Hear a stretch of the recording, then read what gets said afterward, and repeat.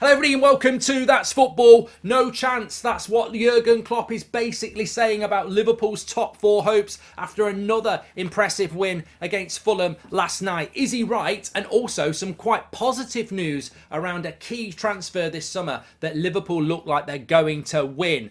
Let's get into it. So look, have Liverpool got no chance of getting top four? I wouldn't say they've got no chance. I mean, I wouldn't say there's more chance of Frank Lampard winning Manager of the Year than there is Liverpool getting top four. I mean, it's not that bad. But I do sort of agree with what Jurgen Klopp said after the game yesterday. He was asked after the win against Fulham about the possibilities, the realistic chance of finishing in the top four, and these were his words. He says, "No, I don't feel like it's about probabilities. If Newcastle and Man United win all their games, we've got no chance. If Brighton win all their games, they're ahead of us. That's the situation. We just have to win our games and see where it takes us." And I think, talking of that, if we just have a quick look at the league table, this is how it looks. And obviously, look, it looks good if there is plenty of length left in the race. But there isn't. Liverpool have got 4 games left to play. They can only hit 71 points if they win all their games. And I think they're capable of winning all their games. There's one that stands out that's difficult. That's Villa at home.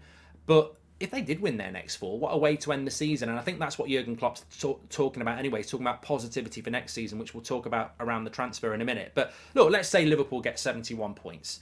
Is that going to get them top 4? And the honest answer is no, I don't think it is. It's probably going to get them 5th. I think 71 points is always going to get you 5th. It sometimes will get you top 4, but not this year, because the issue that they've got is that United have got 6 games, and therefore they only need 9 points from 18 to get 72, and Liverpool can't get 72.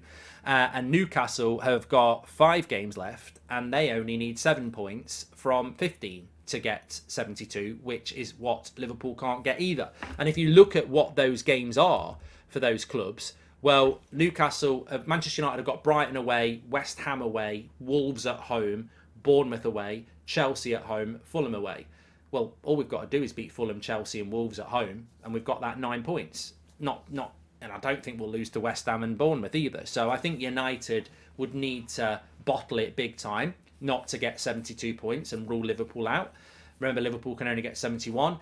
Newcastle, less games, but they've got Arsenal at home, which I don't actually think they'll lose. I fancy them to get a point there. Leeds away, I can't see Leeds getting anything at the moment. So I actually think Newcastle will win that. Leicester at home, I can't see Leicester winning at St James's Park. Chelsea away, look, maybe, and then Brighton at home to be rescheduled.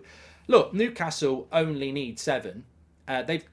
They're all tough games. Arsenal home, Leeds away, Leicester, Chelsea, Brighton. They've all got something to play for, but I'd be stunned if Newcastle didn't get the 7 points. So, yeah, I think Klopp's right. I think he's right. Even if, normally, if you've won the amount of games that Liverpool have won, and then you win your last 4, you'd expect to, be able to move up through the league.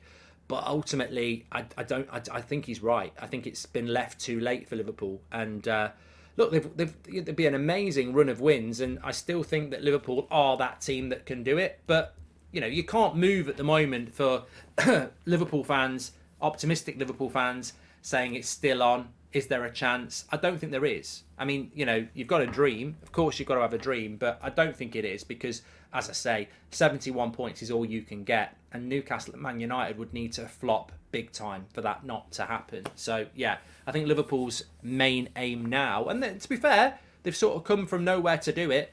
It looked a few weeks ago like it would be a Brighton, a Spurs, or even a Villa to get Europa League football. And I think that's the battle on that league table now. You do not want to be finishing 7th.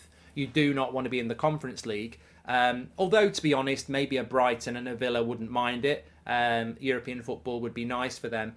But I think Villa and Brighton really probably deserve Europa League football as well. It's Spurs who I think are going to drop out completely. But again, look, I think as a United fan, and I think Newcastle fans probably feel the same, I think if there was another 10 games to go, I'd be very worried about Villa and Brighton and Liverpool. But ultimately, time is running out for them. And I think that's why Jurgen Klopp is now focusing on next season. And if you can finish the season with 7, 8, 9 wins in a row, that's something to build on through the summer. If you can add players to the team in the summer, that's something to build on next season. And ultimately as well, I think Liverpool and Klopp would be right to be positive about that.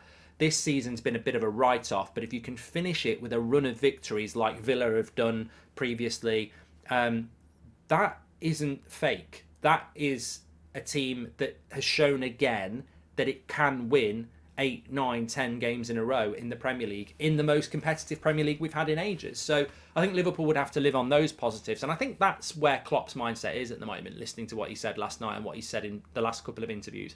I think that's where his mindset is. I think he knows that top four is highly unlikely. But what he wants to do is, put this season behind them and find a way where they can find, this run of wins that you need to be, because he will want to be competing with Man City next year. Whether that's realistic or not, that's what he'll want. Which leads us on to this Alexis Mac Allister story. We've been talking about it for quite a while. Very advanced, this deal. Lots of people... Look, it's a weird summer transfer window already. The Bellingham one has sort of caught a lot of people out. God knows what Man City are playing at, because there was a lot of people saying that Man City sort of had that in the bag, and then Real Madrid have secured it quite comfortably. But Alexis Mac Allister to Liverpool is the one at the moment that's sort of going round, that Liverpool are very advanced with that. He feels like a good fit for them. It feels like the right sort of player they need. I think they need consistency. They need somebody who plays well every week but is fit every week. And I think Alexis Mac Allister does fit Liverpool like a glove. I mean, I wouldn't mind him at United. I know Chelsea have been interested. Even Arsenal fans have said they wouldn't mind him.